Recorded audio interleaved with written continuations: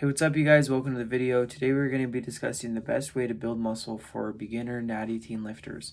But before I get into that, my name is Noah. I'm the founder of Get Her Done Fitness, and I made it my mission to help all young men get the body and confidence that they've always wanted. And I'm currently hosting a free video training where I'm showing you guys how to do exactly that. How to gain the most amount of muscle and confidence possible in just 12 weeks without all the BS, lies, and misinformation that float around the fitness industry that have left me, you, and countless others with zero results.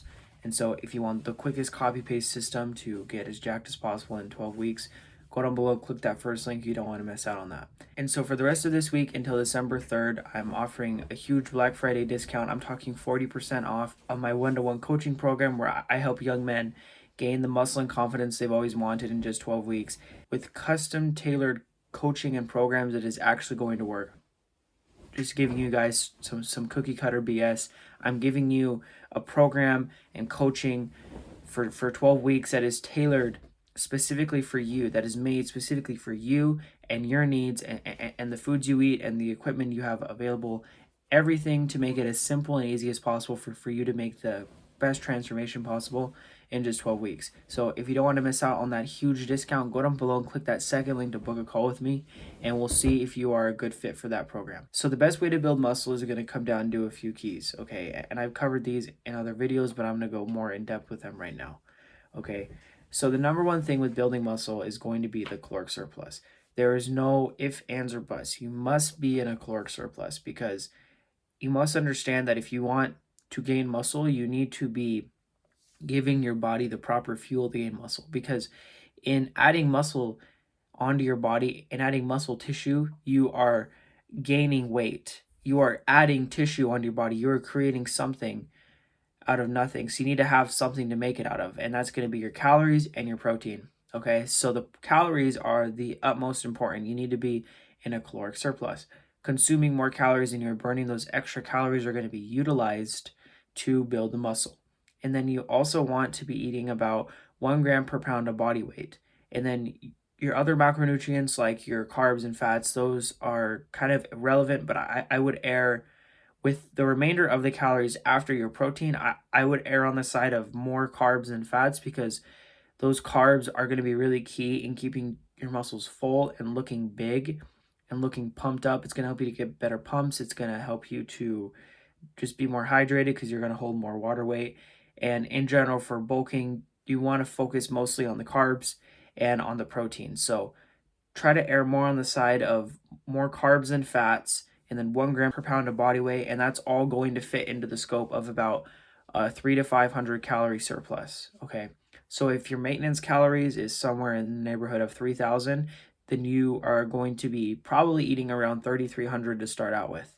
And if you're not gaining any muscle, any weight, after a couple of weeks, you're going to up those calories just a little bit. So then you're going to bump them up to 3,400. You're going to try that out. If you start to make a little bit of progress, you start to make some strength gains, etc., then that's how you know that it's working, okay? And then you're going to want to stick with that and just ride it out until the end, okay?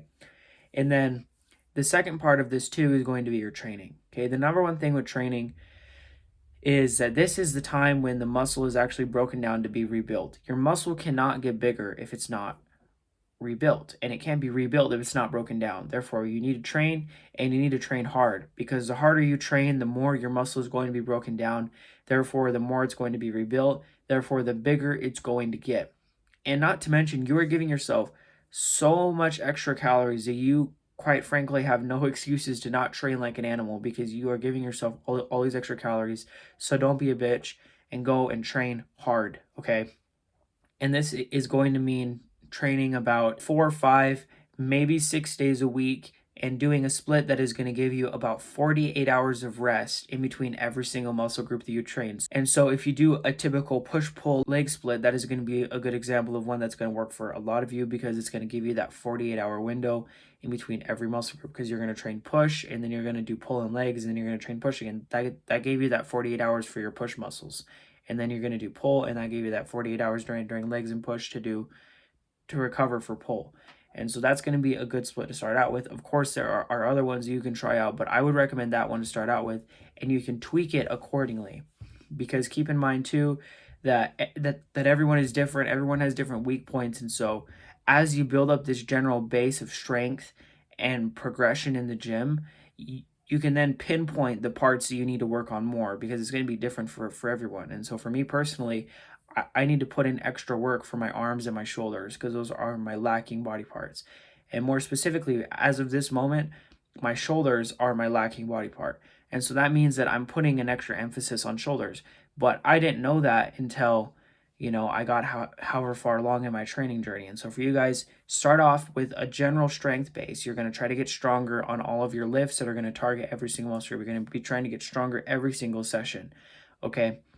And then after you get however strong and you've been training for however many months, maybe even close to a year, you can then pinpoint, okay, my biceps are kind of lacking, or my triceps are lacking, or my shoulders are lacking, or my back is lacking, or my legs are lacking, whatever it might be. Whatever part is lacking, you can then add in a little bit extra volume for that, or you can add in some more intensity on your training days that you already have for it, and just find a way to work that muscle more, so therefore you can get a little bit more growth out of it to even out your physique. But in the beginning, it's all going to be about the calories, protein, and training hard, building up a good base. So just because you see that really, really big guy in the gym going and doing like some really weird exercise, that's because he's been training for a long time.